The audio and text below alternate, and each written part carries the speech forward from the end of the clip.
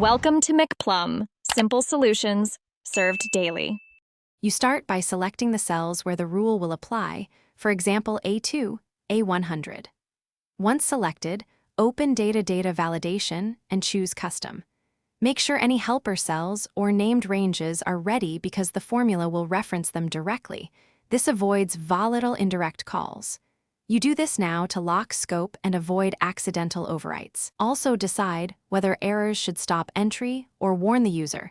So the next steps implement the correct user experience in Excel.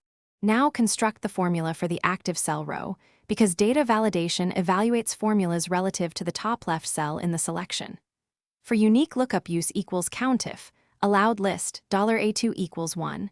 For ranges use and $A2 greater or equal start, $A2 less or equal end.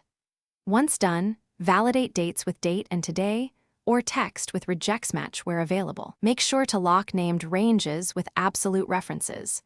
After writing the formula, click OK and immediately test a few. You finish by applying the rule to the selected range and then run systematic tests. Valid examples, invalid entries, blanks, and boundary values.